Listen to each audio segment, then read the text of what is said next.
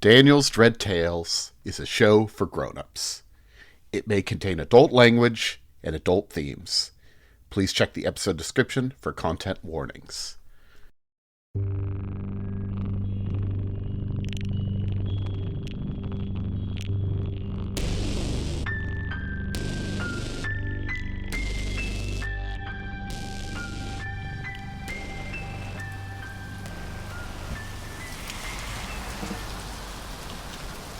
It was a routine case insofar as any case is routine.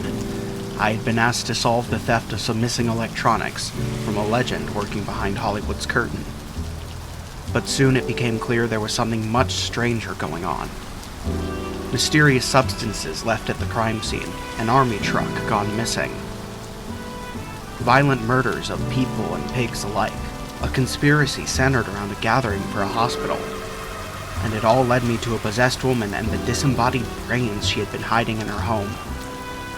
And would you believe it somehow gets stranger from there? You're still in Sarah's house, and you found brains and body parts, and she seems to be weird. I sure the fuck did. Yeah. It's not been great. The question is, what do you do now? That's a good question. Maybe I should have taken notes. Oh, we don't have notes. You were tracking down this guy who stole a bunch of electronics parts. You figured out his name is probably Irwin when you found what was maybe his apartment. And you also found a list of names that he had. And it seems like at least two of the people whose names he had, one of them he blew up, has been blown up, and one of them is a lady that you tied up. You've got a list of some more names. Though Right. Also this Irwin guy has been just seemingly shooting other people as well. So. But unfortunately, Yeah. aliens are involved, so... I mean, you don't It's know not for great. sure aliens are... Yeah, aliens are involved. Aliens are absolutely involved. Mm-hmm. Now, Paul Irwin seems to be hunting these aliens down. Yeah. If this list of names is anything to go by, especially since there was a connection between, I believe, the previous person on the list and the current person who I found, and they seem to have some kind of scheme cooked up for, I believe it was a party for a hospital? It was a fundraiser party for a hospital. The best and the brightest of Los Angeles were going to be there. So, that'd be a really bad place to have aliens invade. So, far from ideal. I got my doctor buddy over here, and he is as confused as I am about Yes. the alien that may or may not be puppeting this woman's body. Again, the woman is completely like passed out. Gets no response. Though every once in a while she seems to wake up, look around, and when it appears that she's still tied up, she goes completely limp again. Now, I suppose this leads to the question of what next. Yeah. Now, I have that list of names that Irwin was seemingly going down. You could scroll up, it's in the chat. But it had the name Virgil Kelm, who you actually met. He was the license plate guy. Ethel Hagnow, Cyril Hagnow, the big one, the other big one, and Everett Oler are the names that you have. That's right. So, the big one is not helpful. What about the other big one? Is that one helpful? Somehow even less so. Oh, okay. But, the very least, we've got a name with that last one. Everett Oler. Yeah. You also know where Kelm is, I guess, if you want to try to talk to him again. I get the impression he was probably exploded. You'll need to do some research to figure out what's going on with Oler. Well, I guess I ought to do that research then. All right. You'll have to go back to you'll have to go to your office or a library. But in your office, you could sort of grab a phone book, take a look at it, or just you could probably find something. Okay. And I'm tentatively gonna leave Sarah with the doctor and just keep her very tied up and stay safe and get her to a hospital, I guess. Though not the one that She works at? yeah, different hospital maybe. For now though, nose to the grindstone. Let's get a phone book and see what we can find out. Alrighty. Let's see here. Looking it up, Oler has it's going to take a while doing your research through it, but Oler has a home in Laurel Canyon. And also, after doing a little bit more research, you also see that it has a hunting lodge in the San Gabriel Mountains. It takes more than just a phone book to do that, but you are also getting close to exhausted from your very long day. Yeah, that makes sense. Well, on the one hand, could track down Oler. Mm-hmm. Now that I have some information about him. It would involve you, yeah, you would have to track him down. You could try it, yeah, absolutely. Yeah. On the other hand, there is not a damn thing I can do to stop whatever him going after the big one is, because I don't know what that is. Yeah. And that seems to be next on the list. Mm-hmm. So I think I might have enough time to catch some Z's. Okay. I'm gonna risk it in any case. Okie dokie. You take a little sleepy sleep. Take a little nap. Mm-hmm. You wake up the next day. Front page of the Los Angeles Times. Machine gun killer strikes police again. One officer dead, another clinging to life. Okay. You are now going to be faced with a challenge called The Pressure Builds. I'm going to need you to make a cool check. All right. 6 or higher is an advance, 2 to 5 is a hold, 1 or less is a setback. And I've got 1 dice for cool, so... Mm-hmm. Oh boy. Okay, I'll take that 4 then. Okay. You resolve to put this down quick before any more innocents die. You're not going to feel haunted by this, but you're also not going to feel determined by it. You're just going to have to move on. So, from here, I've got 2 different tacks I think I can try. I can track down Oler, which, remind me what all I found out about him? His name, he has a house in Laurel Canyon and a cabin out in the San Gabriel Mountains. Okay. Or I could go take another look at this new shooting. Mm-hmm. Okay. Honestly, part of me just thinks that if I go investigate the police shooting again, all I'm going to get is yelled at again. That might be the case here. Best I can do, I think I should try and get ahead of this and visit Oler's home. Okay, so you drive to his home in Laurel Canyon. Mm-hmm. As you are approaching, you see police tape around a home nearby. In fact, it's 2 doors down from Oler's home. Seems to be where this killing happened. I should have known. Yeah. Should have known. Do you want to talk to the police, or do you want to just avoid them and just go up to the house? I really don't have time to get the 3rd degree right now. Okay.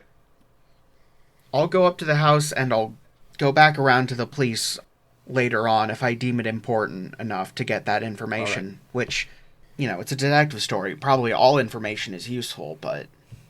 As you arrive at the home, you're greeted by a butler. Yes. How can I assist you? Hi. My name is Dexter Raymond. I'm looking for Mr. Oler. Master Oler is not here at the moment. Then where is he right now? I'm sorry, that's not information I need to be sharing with the likes of you. I could take a message. No, that's all right. I'll I'll let you go about your day.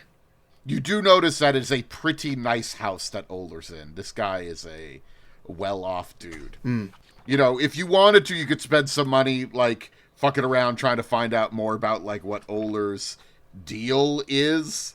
Like, he is, but that's probably going to take a lot of time, so... Yeah, I vote for the alternative strategy. Breaking and entering. Okay. Oh, this guy, you want to break into this guy's house, okay? I mean... Difficulty 4 stealth test. And it's a straight one, just a straight up and down 4 stealth test. Okay, I've got 2 dice in that, so... 6 and a 4. All right. You very easily sneak into the house. Honestly, the butler seems to be more interested in, like, looking out the window and trying to figure out what's going on with the police investigation going on down the street. Fucking rubberneckers. Yes. As you explore, however, you don't find a lot. You don't find any, you know, like, brains or, like, skulls or weird poisons or anything like that. You really don't find anything. Though you do, as you're looking around, it does appear that nobody has been in, like, Mr. Oler's, like, actual rooms. Like, nobody has been sleeping in this bed for at least a few days now. Also, as you're going around, you see photos of Oler, who you realize it must be him after you look around enough, and realize that he is not only in several pictures with, like, notable Los Angelinos. Some of them include Guy McCaffrey and other members of the System, which is the organized crime family that... the organized crime organization that runs Los Angeles. You see him both with Guy McCaffrey and the mayor. Oler seems to get around. Here we find a man with greasy palms. Yes. Unfortunately, as you look around, you don't really find anything else. Especially when you're trying to sneak around the butler. And he hasn't been home for a few days. It's far from ideal. Yeah. The big hospital charity party, remind me when that's happening again? This weekend. Right now it's Wednesday. Though I suspect that party might not be happening anymore when the host exploded. Yeah. Yes, there's logic to that. Decisively, there's logic to that. Well, what do you do next? It's a good question.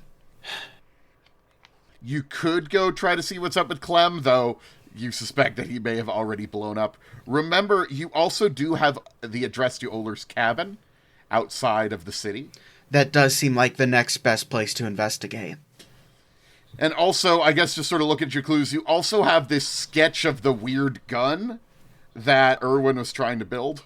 I don't know if you want to do anything with that, but you do have that. I don't know what I can do with it at this point. I mean, you probably can't do anything with it. Right. But I do suppose I know at least one engineer somewhere. Yeah. I'm not saying you need to do that, and that would probably take some time or maybe some work or something like that. But let's check out his cabin, then. So it's going to be about a 25-minute drive outside the city. Ooh, that sounds lovely. Yeah.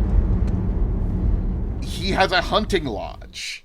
It's a lovely little hunting lodge in the mountains. And you are, as you approach, you see there is a car outside. All right. Since this is probably the real Oler that I'm about to deal with, this requires a defter hand than just knocking on the door again. Probably. Yes. Now, when you say real Oler, what do you mean? I'm not going to meet his butler. I'm going to meet him. Okay.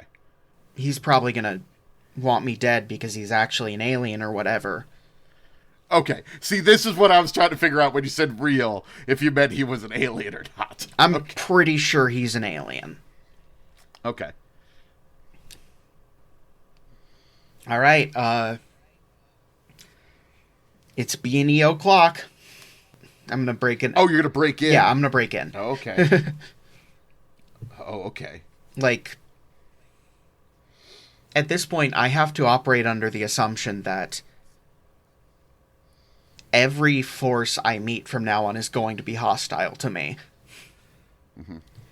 The aliens and the guy hunting them, and probably the police too, just because I've, been making a nuisance of myself. You notice in the back of the lodge, as you're sort of sneaking around, you see a truck. Oh. Yeah. You don't say. Yeah. Looks like a military truck. Well, that's probably important. This is just going to be a difficulty 5 straight up and down stealth check to either approach the lodge or the truck. I will say the lodge is small. It's like 3 rooms. So going inside, if he's inside, it's going to be kind of hard to sneak around, if that makes sense. Yeah, gotcha. Let's start poking around the truck first. Okay. A 6 and a 4. Again, wow, okay. Not complaining. All right.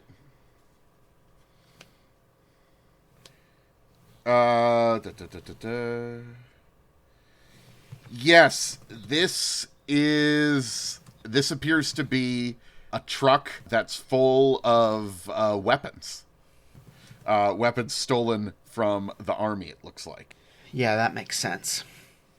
Besides that, I mean, you don't necessarily see anything too particular on it. Although, as you're looking at it, looking at the plate, it does have the telltale signs of that you're able to recognize as being Kelm's handiwork. Yeah, that makes sense. Makes me wonder if Kelm has always been an alien, or if this is a recent occurrence, and the alien is just co-opting his skills. I don't know. Yeah, neither do I. I hate not knowing things. Make a sense trouble check. Of course. Let me just, okay, I do have 2 dice in that, so... Difficulty 6. Oh boy, here we go. 6 and a 2. All right. You see that there are curtains moving in the upstairs window of the lodge. It looks like somebody was looking out at the truck when you've been out at the truck. Of course. Of course. All right. I know I've been made. Mm-hmm. So that's not ideal. Mm-hmm. What do you try to do? It's a good question. I'm debating my approach here. Mm-hmm. On the one hand, I could force a confrontation, which doesn't seem like an amazing idea, because the last time I did that, I was nearly blown in half. Mm-hmm. Retreating doesn't seem like a good call either, because, I'm onto something here. You see somebody going out the front door towards your car. Towards my car? Yeah. Damn it. Oh, I liked that car. I feel like he's about to send it to the past tense. Okay, let's... I guess it's force a confrontation o'clock. I'm gonna try and sneak up on this guy. Does he have one of those guns? Not that you see, but you do see a little bit of a bulge on his near his ankle, which could be a gun. Mm. But that suggests more of a holdout pistol than a fucking fuck you and your entire torso. Yes, but Sarah did pull her weird gun from near her ankle as well. Okay, never mind. Got it. Yeah, I think the ideal play here is to sneak up and subdue this guy before... Because I parked around front. Yeah. Truck's in the back. He hasn't seen me outside yet, beyond knowing that I'm somewhere. Yes, yes. So, I still have a chance to, turn this around. Okay. Difficulty 8 stealth check to get up on him. The Stars Aren't Alright is an actual play Call of Cthulhu podcast. The year is 2903. This far future is a time of marvels and discovery, but something dark lies at the heart. If it is displeasurable to the audience for me to whip lube at people, I will retract that desire. Anyways, yeah. A horrifying secret lies at the heart of... Kyoder's gonna try to disguise himself as an oxygen tank. That's impossible. Stop talking. Follow me. No one's gonna die. Ooh. Okay. You responded very well to that. Yeah, alright, fine. You can listen to The Stars Aren't Alright, an actual play Call of Cthulhu podcast, wherever you listen to podcasts. Hey Shannon, I have this really awful issue with a rash in a place I can't discuss on air. Do you have anything to help me with that? Oh boy, do I, Matt! Have you tried Dice Fiends? It's a podcast where games are played, and it's great, and it'll clear all your rashes up, especially the ones in those unmentionable places. Oh, is it okay if I get it in an orifice? I don't know how you would do that, it's audio. You can find it anywhere podcasts are. Alright, I'm gonna head straight to my nearest podcast center and get me a jar of Dice Fiends. Thanks, Shannon. You're welcome, Matt. Dice Fiends has not been proven to clear rashes, but it can relieve boredom. If Dice Fiends is exposed to an orifice, contact your doctor immediately. You can find Dice Fiends and other shows like it on the Imaginary Broadcast Network. Alright. I just have to roll on the second half of both die. That should be fine. Should be easy. That's a 3. Never mind.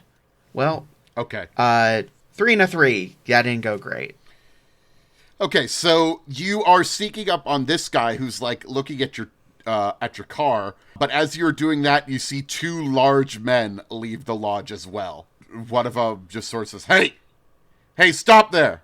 And the guy looking at your car turns around and says, Oh, there you are. I knew I had a visitor. Hello. And you recognize him now that you're seeing him a little closer. This is the Oler that you saw a couple of pictures of. You don't recognize the two large men. Hey there. What are you doing out here? Hi. Yeah. Okay, Nathan, how am I going to talk myself out of this one? Are you here to visit? What do I know you? Okay, when in doubt, bluff. Yeah, Everett, how could you forget me? Come on, man, that hurts. After everything. Really? Did you even remember that we were supposed to be having lunch together today? Oh, it must have slipped my mind. You're right. I'm so sorry. Come on in, Hugh. Come on in. I'll make us some sandwiches. Sounds great, man. This is going to suck. All right. He leads you inside. As soon as you step inside, one of the large men runs towards you with a syringe. Yeah, that doesn't surprise me. All right. Okay. Time to punch a motherfucker. Or shoot him. I know these guys don't go down easy. You're going to be making a full-on check. This is a fighting test. Kelm and Sarah are no longer still alive, so you don't get a penalty. Or, well, Sarah isn't here, at least. So, a 12 or higher is an advance. A 3 to 11 is a hold, which means things don't go awful for you. Oh, wait, no. How could it be a 3 to 11 and then 4 is a setback? Excuse me. This is a typo. A 12 or higher is an advance. A 5 to an 11 is a hold. And a 4 or less is a setback. You can try to take the extra problem winded if you would like an extra die. Do I have to decide that before I roll? You do, yes. This one's a little too important to fuck up. I'm going to take that. If you remember, you still have the edge card, More Than One Way to Skin a Cat, which lets you get an extra die on a general test, which this is. You know what? I'm going to take that. Yeah, take your bonus card from before. Okay, I'm going to delete that card from up here. Okay, great. So now roll your dice. A 3, a 1, not a great start, and a 1. I fucking barely squeaked that out. Good thing you did that, because I'm going to let you know, if you had gotten a 4, this adventure would be over. I figured. We would be done. You evade the jab and escape from them despite their attempt to surround you. They give chase. Now you're going to need to make an athletics check to run to your car and peel out. All right. A 3 and a 4. How's a 7 treat me? You make it to your car, ray gun blasts landing all around you, as all 3 of them have pulled out their bizarre metal tubes. But as you are getting ready to drive away, you see another car driving up, and a man with a slouch hat and a bizarre mechanism in his hands. Oh, it's a rifle. Pops out and begins shooting at these men. Just one of those fucking days, huh? Yes. What do you do? Well, for starters, I'm getting the fuck out of the line of fire. That'll be, actually, I suppose, if that's what you're going to do, I need you to make an athletics check to get out of the way. Yeah, that makes sense. 9 or higher is an advance. 3 to 7 is a hold. 2 or less is a setback. 7. Great. You hit the deck as this man who you suppose is probably Irwin opens fire. Yeah, this man strikes me as Paul Irwin. Yeah. Yeah. Hot ash dribbles onto the back of your neck.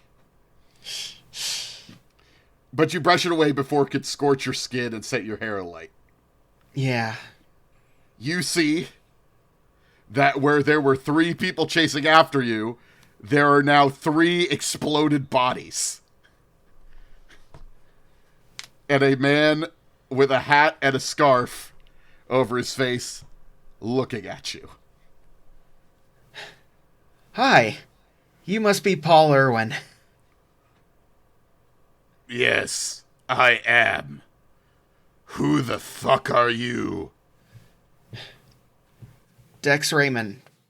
His voice is, like, low and guttural, almost inhuman. Dex Raymond. I haven't heard your name before. Yeah, well, I was hired to look into, a theft around town and kind of got pulled into this whole mess. You are in over your head. You have no idea what terrors we face. Who is we? Humans. Human beings. Our whole planet is threatened by those things. Well, since I found the giant jar of human brains in a house, I know that you're not lying to me and you're not insane. I like to think that I am not insane, but it has been a tough few weeks. Can I see this guy's face at all? He was sort of covering up with a scarf, but as he's talking to you, it's sort of fallen down. His whole face is puffy.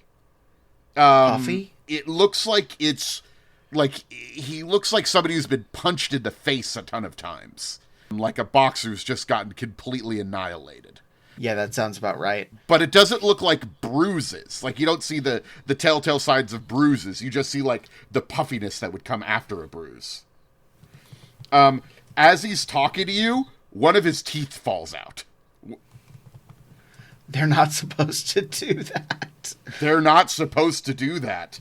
And as he continues to talk, you see just like a wound is opening up on his face. Yeah. What kind of wound? Like, just like there's something like poking out of his skin that's cutting him from underneath. like a shard of his jaw is poking out. Paul, you got a little something on your face there. I don't have much time. There's nothing you could do once they've given you the serum.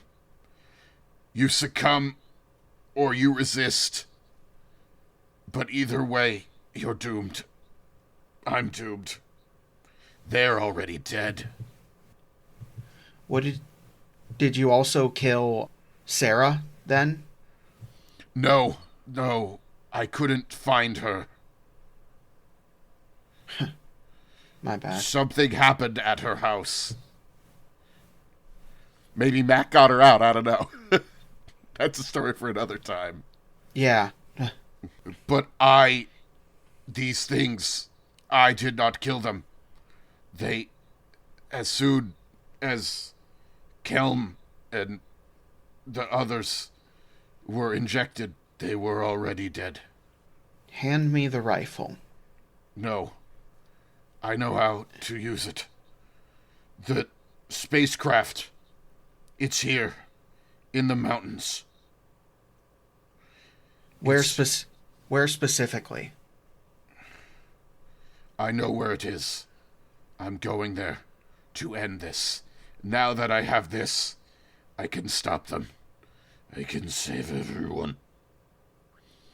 The other deaths will be worth it. Listen, Paul, if you succumb before you get there, then all this will have been for nothing. Let me come with you and show me how to use the gun. You can come with me. Yes, you can. It's very simple. You press this, it charges, and then you pull the trigger. And this thing, I mean, it works exactly like you think a ray gun would work out of a sci-fi movie. I guess in that case, then, off we go. And while we're walking towards where we're going, I do hit him with the please tell me everything, because, there's so much. They came and took me a little over 2 weeks ago. The two big guys, they were mob enforcers. They took me to a saucer. They injected me with something. It was supposed to take a hold of me, but it didn't. I don't know. Maybe something in my genes. I don't know. But I saw what they wanted, and they saw what I wanted. Our brains, they were connected. They got Oler first, and then he started taking more and more. I think they plan to turn everyone they can to their side till they conquer Earth. But their ship is damaged. They're dying. They need to feed on brains to live. They wanted me to fix their ship. I got away. I hid. And I've been doing everything to stop them. Yes, there were others who died, but they were in the way. I didn't kill any good people. Just cops. Just cops. Well, and Nosy Man in the garage. You've been doing a lot of work. It's the only thing that matters. So you make your way towards the spacecraft. You didn't want to search the lodge or anything. You said you were approaching the spacecraft, right? So we're going straight to the spacecraft. Yeah. I'm not sure if I missed anything in there, but I mean, there's a million other clues in this, but you don't need every single clue in the world to complete this mystery. That's what this is, right? A mystery? More or less. Yeah. And I don't have any reason to doubt Paul right now. I mean, other than the fact that he's obviously insane. Yeah. But, like, this is Lovecraft. Like, Yeah. Insane means very little. Most people are. Yeah. I wonder if anybody out there has figured out what the thing is that they're fighting yet. And any Lovecraft fans out there? So, as you walk through the forest, which is, it's a lovely forest, but it's, still very hot. Southern California forests are still pretty warm. You go down a couple of ravines and eventually see a long cylindrical tube. It's got a scorched gunmetal color, and it's sticking out of a pile of rocks. Here we are. I know how to open it. I've seen it in my mind. And he goes to, the nose cone of this thing and begins to unscrew the nose cone to create an entrance inside. And that's big enough for us to get in from there? It opens up enough that you could squeeze in. It'll be tight, but you'll be able to get in. Okay. You'll need to crouch. It's at an angle in the ground, but when you get inside, it's like you're walking flatly. Something with gravity. I'll lead the way. It ends today. By all means. All right. He ducks into the ship. You look inside. It's rather dark, and before you could get a great look at it, you hear a strange sound, and a thin beam of energy projects towards Irwin, striking him on the side of the neck, cutting off his head instantly. Oh no. I need you to make a stability check, seeing Irwin's head lasered off. Yeah, okay. It's pretty awful. 6 and a 1. So that'll be a 7. Yep. Pumping adrenaline blocks you from fully acknowledging what you've just seen. Yep, okay. Well, I should grab his gun. Okay. As you grab his gun, another one of these rays flies out from the interior of the ship, and it passes right through you. You don't even feel anything as it does. I'm dead. No. I'm not dead? No, you're not fine. Yeah, I mean, you are fine. Yeah.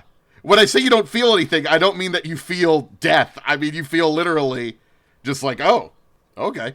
Which is very weird, because, Yeah,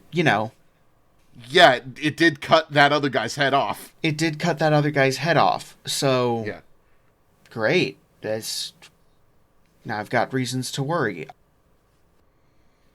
In any case, I'm going to grab the gun and finish this in his stead. As you move forward, another one of the rays passes through you harmlessly. It's not too far before you get to the central chamber, and you see that there are 6 things. It's almost impossible to describe what they look like. You know how it goes. Yeah. Each one is about the size of a human, but that's where any resemblance ends.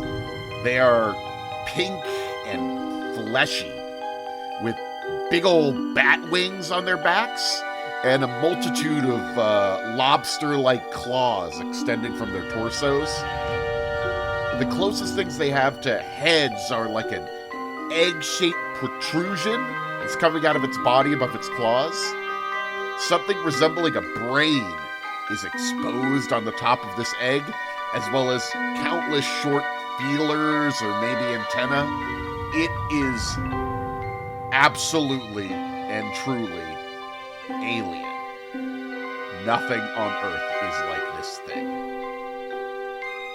All 6 of them are connected through filament threads to a central gizmo that's sitting in the middle of the room.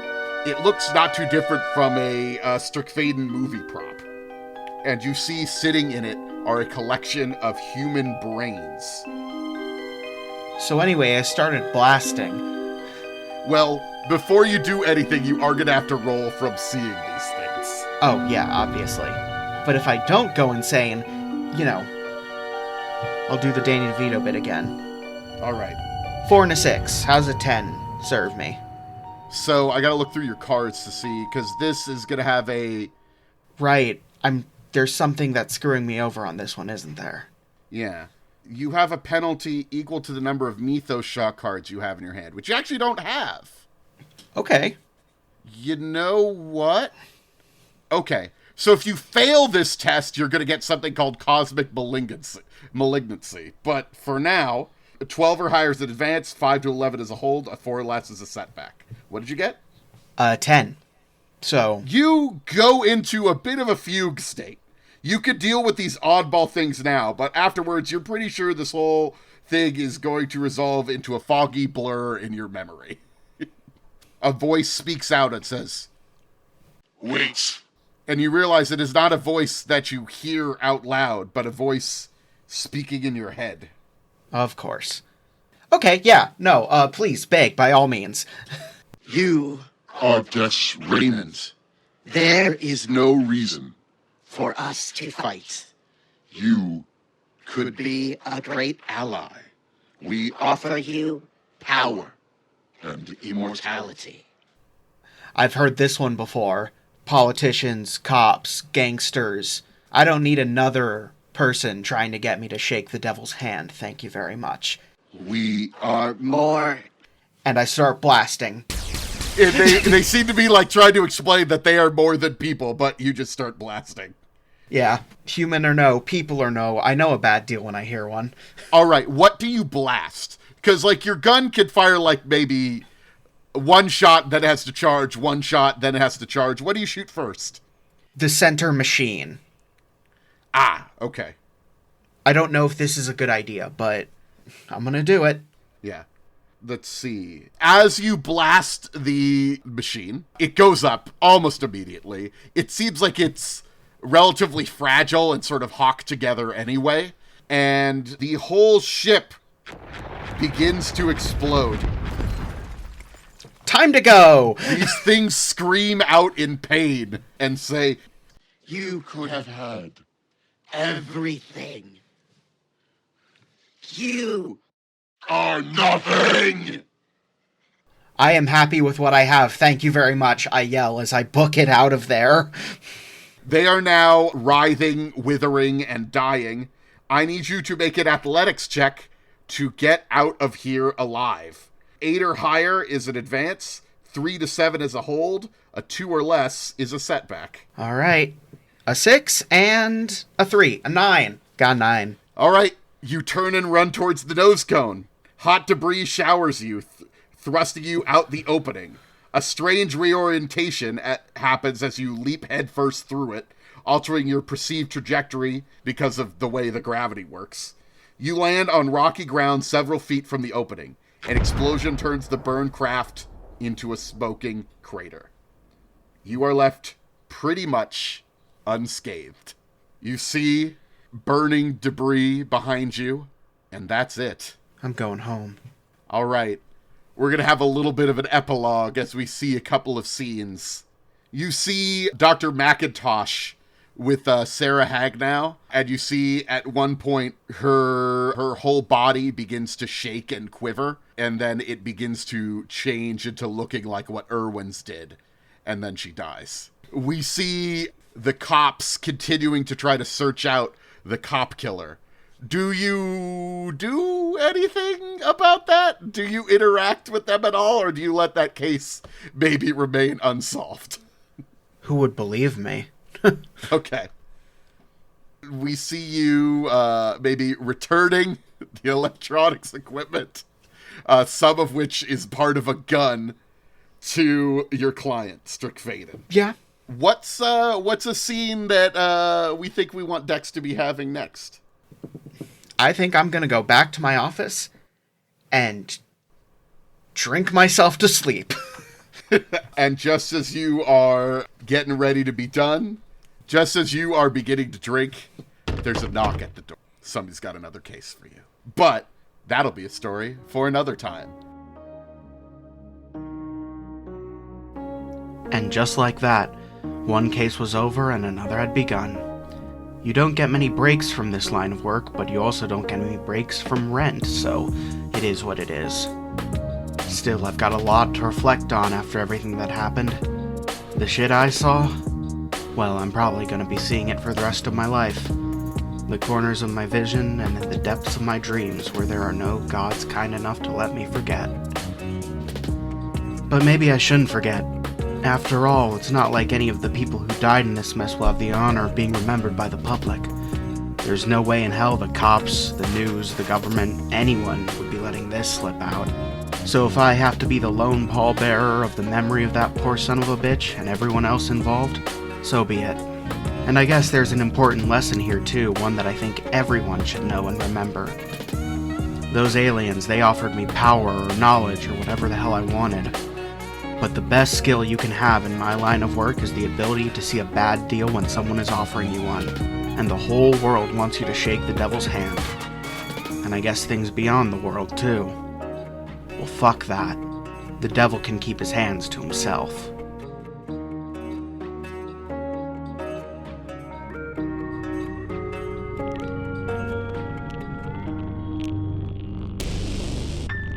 Thanks for listening. This episode featured Nathan as Dexter Raymond and Daniel as the GM. This episode was edited by Daniel and sound designed by Russell. That's me. The system we used for this arc was Gumshoe121. Our main theme is by Claire LW, who you can find via the SoundCloud link in the show notes. Our album art is by Trin at Teatime Witch on Twitter. Additional music for this episode was found on Pixabay and included 140 Million Miles to Mars by Melody Aries Griffiths, An Alien Presence by Jeff Harvey, Dark Fire by CyberCutie, and Still Young, in parentheses, Detective by Alex Grohl. Our next release will be November 6th with the finale of Low Places, and we'll be recording our post-show a few weeks after that. So if you'd like to get your questions featured, join the Discord or leave a comment on Spotify. If you'd like to hear more Daniel's Dread Tales, you can also check out the live stream every last Sunday of the month via our YouTube page. You can follow us on Twitter, and if you follow the clues laid out thus far in every episode, you may even be able to find our hidden pirate gold. Beware, however, for there is an ancient and terrible curse laid upon it. Any who gaze upon these riches without leaving a 5-star rating are doomed to a watery grave. Again, thanks for listening, and until next time, keep your eyes on the sea. The dolphins are coming, and while there is absolutely no escaping their wrath, it helps to be ready at least.